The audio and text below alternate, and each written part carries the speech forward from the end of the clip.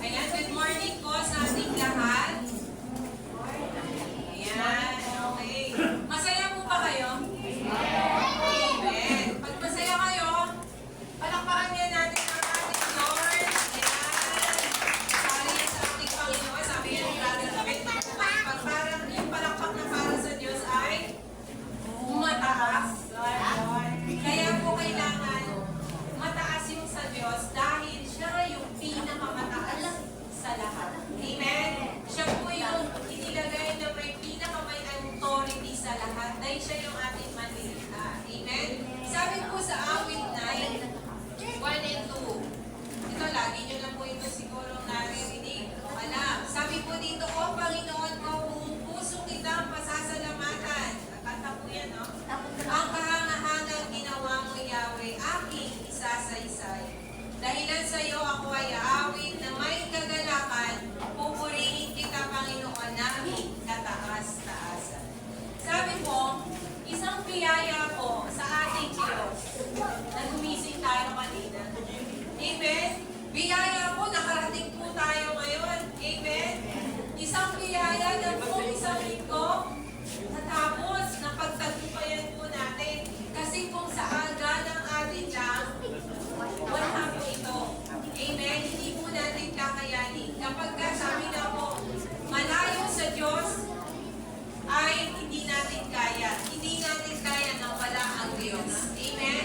Kaya po kaya po ngayong oras na to, ang gusto ng Panginoon ay pasalamatan natin siya.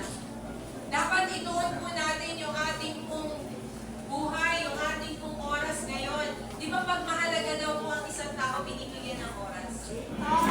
Ayan, di po ba? Binibigyan ng oras. Hindi ko yung, sige, titignan ko.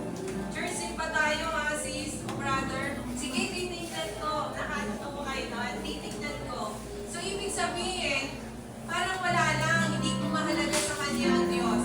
Pero ngayon po, alam ko, nagbigay tayo ng oras sa Panginoon. Amen? At ngayong pong oras na to, huwag muna natin sayangin. Dahil ang purpose natin, kaya po nilikha tayo ng Diyos para paglingkuran, para po pasalamatan at itaas ang ating Diyos. Hindi po yan nakapokus kung ano yung posisyon mo, hindi ka naririto, anong dahilan mo, bakit ka naririto. Ang dahilan lamang po natin para pasalamatan ng Diyos. Hindi tayo naririto dahil schedule tayo. Amen? Hindi tayo naririto dahil magaling tayo, marunong tayo, mabait tayo, kundi dahil mabuti ang Diyos. Amen? Kaya po tayong lahat ay tumayo na at tayo po ay pangungunahan ng mga aral.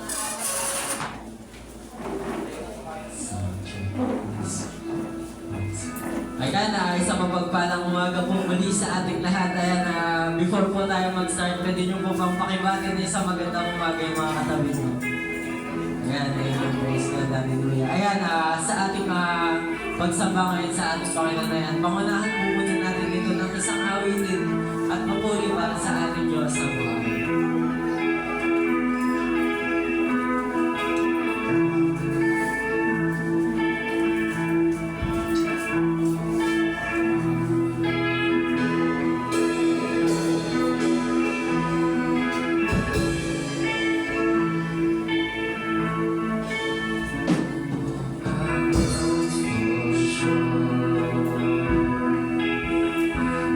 I have nothing.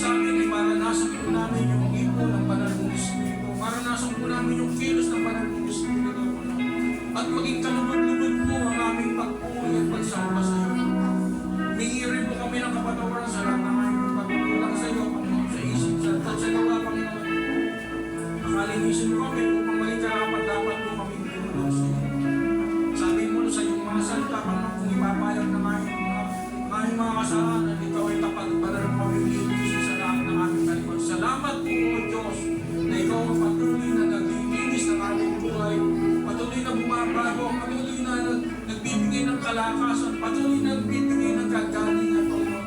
Patuloy na nagbibigay ng biyaya, Panginoon, sa ating mga buhay. Lord, sa oras na ito, Panginoon, patuloy na ikaw lang ang buhay. Inanyayaan po namin pumilo sa aming kalagitnaan, Panginoon. Ang banal mo lamang pong Espiritu ang siyang binibigyan namin ng kalayaan, makakilos sa aming kalagitnaan. Ang ibang Espiritu yung tinatapin namin in the name of Jesus. Lord, tinataas po namin sa iyo ang lahat ng tatayo para sa iyo, Panginoon. Ikaw po ang makita, Panginoon. Hindi po ang aming mga sarili, kundi ikaw po ang maparangalan sa bawat buhay ng tatayo para sa iyo, Panginoon. Lord, tinataas po namin ang aming pastor, Panginoon, na yung gagamitin para ipahayag yung mga salitang narinig niya at ipapahayag sa amin, Panginoon. Magsilbi itong kalakasan ng aming mga pananampalataya. Magkaroon kami ng matibay at matatag na pananampalataya sa iyo, Panginoon. At patuloy na kami baguhin ng ayon sa iyong kalooban sa maging kawangis mo, Panginoon. Kaya Lord, lagay mo po sa kanya yung global anointing mo, Panginoon. Lagay mo lang sa kapal mo ng kapangyarihan yung mga salitang lalabas sa kanyang bibig, Panginoon. Upang mga salitang ito, Panginoon, ay tumarang sa aming mga puso, Panginoon. Patubuhin mo ito, Panginoon, at pamungay upang ang mga salita mo, Panginoon, ay maayag sa buong daigdig, Panginoon. Sabi mo, kapag naayag ka sa buong daigdig at saka darating ang bukas, gamitin mo kaming instrumento na lahat na kami makakapakinig ng iyong salita, Panginoon. Upang ipahayag yung katotohanan na ikaw ang Diyos na buhay na hindi nagbabago, Panginoon. Pagpalain mo siya sa unang kanyang sambayanan, Panginoon. Upang ang kanyang ministry, Panginoon, ay patuloy na magampanan niya ng may kalakasan at kakalinoan galing sa iyo. Lord, maging yung pong matatayo, Panginoon, na mamumula sa iyong pag-aawitan, Lord. Double anointing ang ipagkalaw mo sa kanya, Panginoon. Matsalugan nila kami doon sa mataas na antas ng pananampat, ng pagpupuri, pagsamba sa iyo, Panginoon. Maranasan po namin yung pagkilos ng banal mong Espiritu sa aming pag-aawitan, Panginoon. Maranasan po namin yung tunay na kagalakan sa aming mga puso, Panginoon. Ikaw lamang po ang aming iisipin, ikaw lamang po ang aming sasambahin sa oras ito, Panginoon. Wala nang iba, Panginoon. Kaya Lord, pagpalain mo po sila, at yanoy po sila upang madala po nila kami sa pinakamataas na antas ng pagpupuri sa iyo. Kaya hindi po, Panginoon, yung mga anak mo narito, nakikita ko po yung kanilang kalagayan, Panginoon. Lord, ikaw po ang magpala sa bawat isa, Panginoon. Financial, Panginoon, ikaw po ang the great provider, Panginoon. Kung meron may karamdaman, ikaw po ang the great healer, Panginoon. Kung meron suliranin, ikaw po ang kasama namin. Dahil ikaw ang aming Jehovah, siya ang Panginoon na laging sumasama sa amin. Kaya Lord, tinataas ko po sa iyo ang bawat isa. Arito, Panginoon, maglaan ng puso at lakas para ikaw ay purihin at sambahin, Panginoon. Salamat po, Panginoon, na ikaw po ang gumagawa at umikino sa bawat buhay mo namin. Salamat po sa pagkakataong ito na kami ginagawa po ito na may galak sa aming puso na kami sumasamba sa iyo. Maging din po yung mga kapatid po namin wala pa rin ang Lord. Magiging mo po yung kanilang dadaanan, Panginoon. Yung harating po sila ng sacred song dito na mayroong kagalakan na magpupuri, sumasamba sa iyo. Maging din po yung mga kaluluwang dadaanan po dito, Panginoon. Lord, alam po namin ikaw kikilos sa kanilang puso. Pangungusap ang salita mo na ipapayag ng aming pastor, Panginoon. Para sila ay makakilala rin sa iyo bilang Panginoon at siya rin yung tagapagligtas. Kung sila mo, ayaw lumabas dito, Panginoon, hindi naranasan yung pagkilos mo, yung pagpapala mo, Panginoon. Hindi po, Panginoon, yung mga kapitbahay mo namin dito, Lord. Ikaw po ang magparinig sa kanila ng mensahe ko na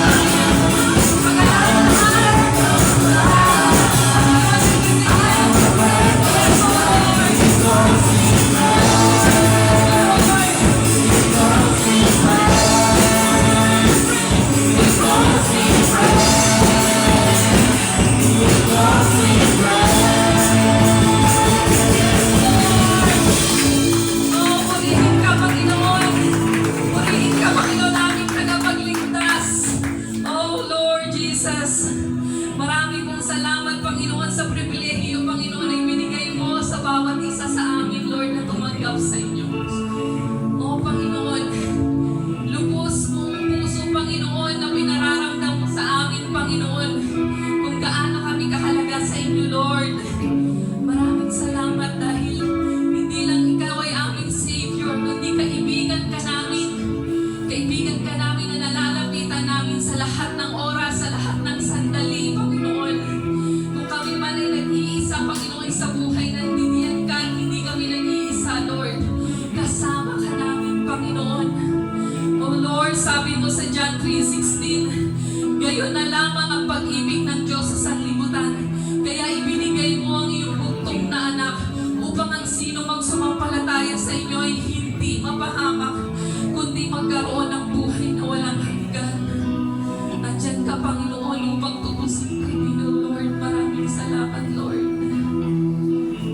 Jesus.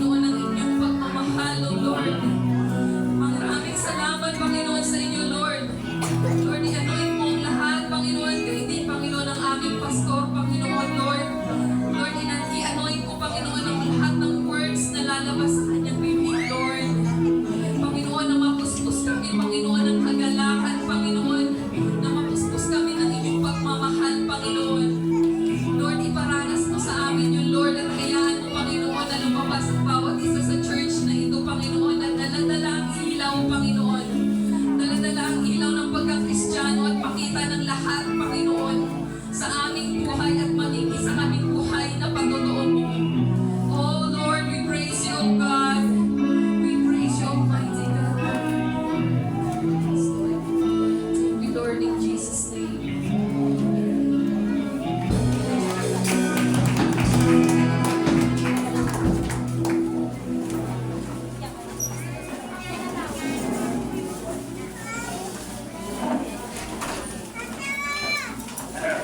Ayan, amen. Masarap po bang awitan ng Lord? Amen. Alam niyo po, kapag umaawit po tayo para sa Panginoon, di ba? Ito po ay talagang dinadama natin. Amen? Dinadama natin na talagang ang Diyos po naranasan natin sa buhay natin. Di po ba? Sabi po niya sa kanta, ano po yun?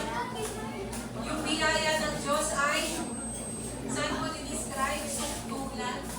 Kapag sinabi pong sukdulan, ano po yun? Wala nang papantay. Wala nang tutulan. Amen? At yung biyaya po na tinanggap natin kapag inaawit po natin yung mga katagalan ito, wala ka lang sasabihin sa Panginoon, salamat Lord. Ano po ba yung biyaya? Yung biyaya po, hindi yung karapat-dapat sa'yo. Hindi ka nun karapat-dapat na tanggapin yun. At yung mga bagay na biyaya, hindi sabihin po nun, ano po yun? Hindi po yung pinagpapaguran, hindi po yung binabayaran, kusang binibigay ng Diyos dahil sa kanyang pag-ibig. Amen? Wala po ang tao na papagod. Amen? Kahit po yan, napakabait pa siya sa iyo, kahit pa yan yung mga bagay na pag lagi mong pinakikisamahan, pero alam niyo po, ang tao likas sa tao, napapagod. Sa ugali, amen? Sa lahat ng bagay, kahit po linggo-linggo, nandito nga, ano po, nauubos tayo. Pero ang Panginoon, laging handa na tanggapin tayo dahil lamang sa biyaya niya. Amen? At tayo po ngayong oras na to, naririto dahil lamang din po sa biyaya ng Diyos. At nagpapasalamat po ko sa Panginoon dahil, amen, di po ba? Sa biyaya lang po ng Diyos, kaya po naririto tayo, nakakapaglingkod po tayo, nakakaawit tayo, amen, sa Panginoon.